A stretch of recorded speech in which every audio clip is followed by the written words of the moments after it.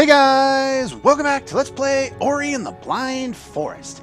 Last time we got our first ability, the wall run ability. This time, let's go straight and get another one pretty much right away. Sounds like a good idea.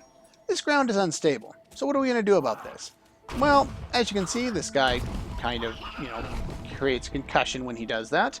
Now just kind of press down and you can kind of see if he landed here. You want to land on the top ledge first here. Blow up that. Actually, can we? I think you can soft lock yourself by going over there. Actually, no, you can't. You can get back up. Never mind. I know what I'm talking about. If you look down, you can kind of see him there. So let's fire away at him here. Seriously. I've never seen that before. Oh well. Anno, the spirit who died here, was strong and courageous. Listen to his voice. He was able to focus our light. And I was guaranteed to get hit by that. Not much I could have done there. Yeah, let's absorb the light.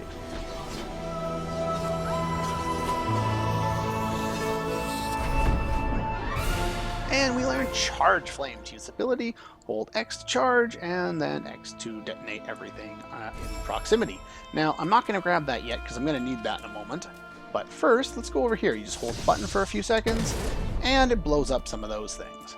So now I'm going to head back over here and get that, because I'm going to need all the energy I can get now, because I will be making good use of a whole bunch of them.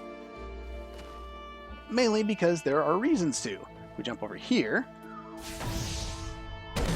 blow up that one. Now, well, I didn't want that to break, but okay. Might as well go get it now.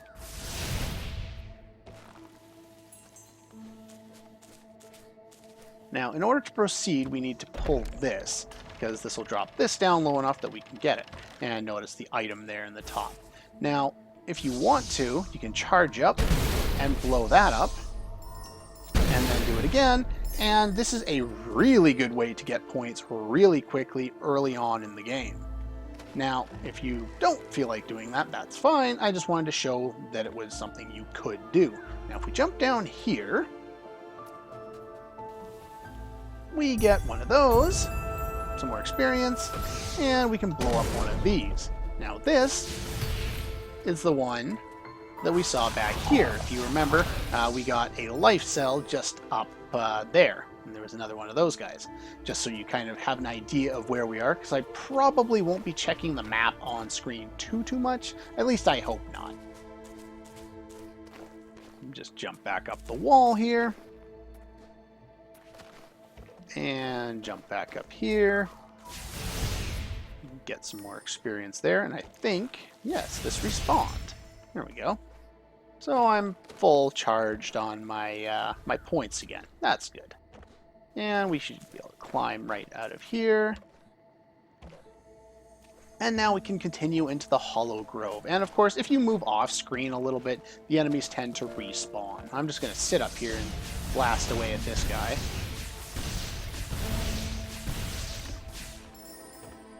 I didn't get all of them, but that's fine. There we go. Now, if you stand here and drop down, you can kind of blow up and then just kind of dance along the wall and shoot, and you shouldn't take too much damage if you do. Now, don't blow up that yet. Go over here first. Blow up that. And now blow that up and get your energy back, because we're going to need it. Now, I'm kind of close to a level, so I'm going to show this off now, because it's probably the best time I could use to do it. Now, in order to do this, we need to head up here. Now, careful, this guy shoots at you. Now, I didn't get enough. So basically what this little glitch does is the energy gates here, or spirit gates, or whatever they're called, you need to put the energy cells into them. If you put all of your energy cells into them and then level up, and then throw the other ones in fast enough, you can actually force your way into the gate earlier than you were intended on doing so. Now this means I'm going to have to do a wee bit of grinding. So I'm just going to attack this guy with normal ones, because I don't want to gain too many points.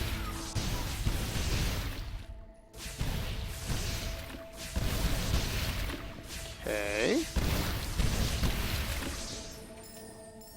Let's see here.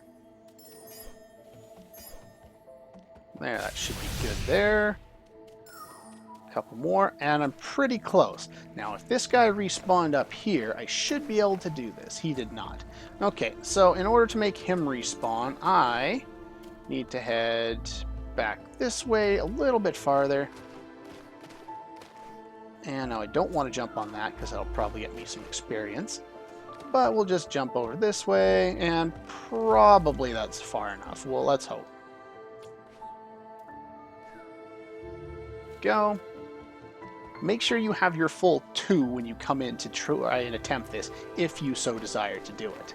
Now, did he respawn? He did. Now I'm going to level up, and I forced it open. So you can actually cheese your way and get some things a little earlier than intended by doing this. Not a whole lot of things. That's one of the few I'll actually be showing. But it's nice that I can show off something like that without cheesing through.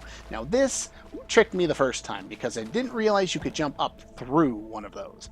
Now as you can see, I don't have any more points or any more energy to do that. So they're nice enough, they give you a couple more up here. So before you do that, you want to go over here and blow up this first. Now over here, you can see, whee, there we go. And we get another life cell over here. It's real easy to take some damage around here, but not doing too bad yet. There we go. Clear that. Jump back up the wall over here. You can see there's another one up there in the top corner.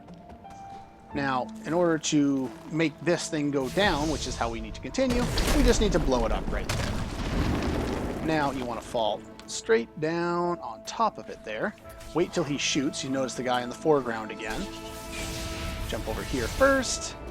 And I'll collect that light before it disappears on me. It will disappear after some time. And, nicely enough, here's another energy cell. It's still not enough to get into the door up above, but it's there.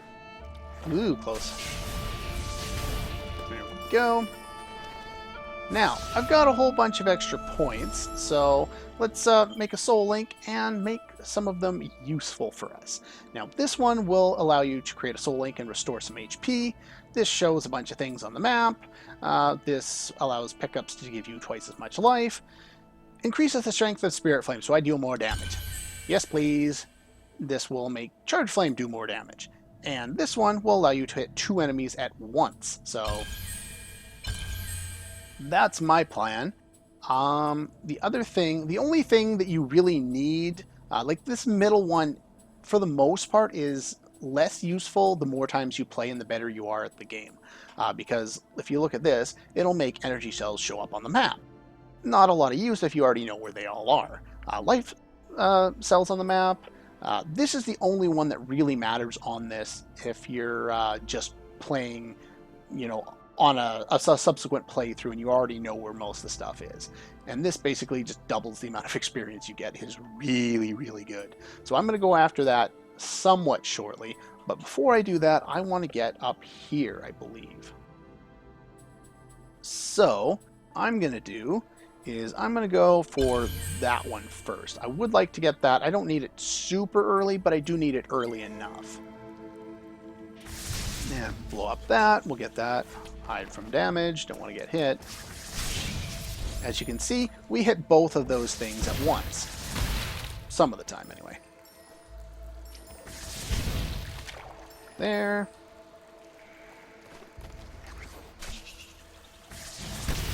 Blow up that first.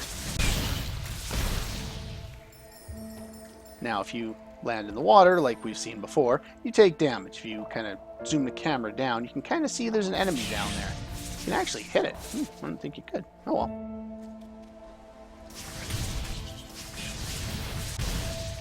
Blow up some of those guys. Now, that one will fall on you, so you gotta be careful. And this is blocked off for a little while. Anyway, let's jump up here. try and collect my experience there. There we go.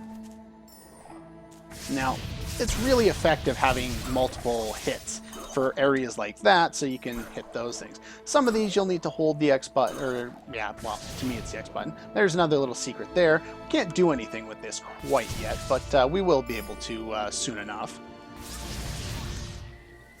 Now, one easy way to deal with this guy is as soon as he throws his thing, you can jump, and if you time it right, it works really easily. Now, what I'm going to do here is I'm going to jump so that I can hit that guy too, and so I can get a little extra experience. But we need a map stone in order to do anything with that, so we'll have to come back to there in a moment. There we go, we'll jump. And thank you. There we are. And we want to jump over here. Ah, we found the map stone. We just need to go over there and get it. But first, you want to blow up a lot of this stuff because it's going to be in the way. Now, you can come up here, and in fact, I will be doing this now. You don't have to do this now, but I'll let you see what this guy kind of does. Yeah, he'll do that, and he'll attack you. Does quite a bit of damage. You're not meant to come here yet. Oopsies.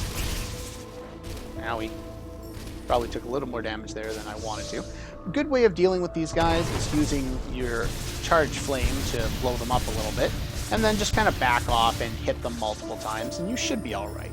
You do tend to get HP back from them, but not always. Now those will hurt the ground, and when they blow up, they hurt you too. Ow! I got some more HP back. That's probably good. And my controller decided it wasn't going to work, so I'm going to save here because this could be a dangerous thing. We're not supposed to be up here yet, so you want to jump over him and let him blow up the ground down there.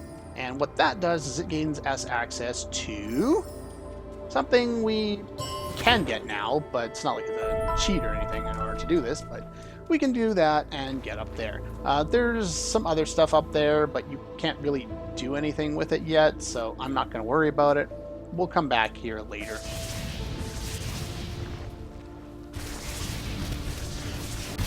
There we go. You do gain a reasonable amount of experience from those little guys, the fire dudes. There we get some more of those. And we'll just drop down here. I'm going to stay on here and backflip back. And we got the map stone. Now, let's make use of that map. Ow! Let's make use of that map stone. Try not to get hit in the process. So yeah, that's the basic kind of process for dealing with him. And if we insert that in, we can see there's a whole bunch more to this area where we started going it up into. We can't do a lot with it yet because we need more abilities, but it's there.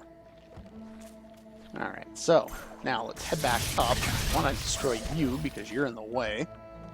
And over here, this is where we're supposed to go. Before doing that, there's actually one more thing I can do here. I just skipped over it because... There we go. As you can see, we can blow... If you hold it long enough, we can blow this up, and we get some more experience. And we gain a level for doing so. Nice. And now this will lead us, and again, in the foreground, we see this weird-looking creature. There we go. You tend to get lots of experience from those guys, which is why they're good to grind against, like I was mentioning before.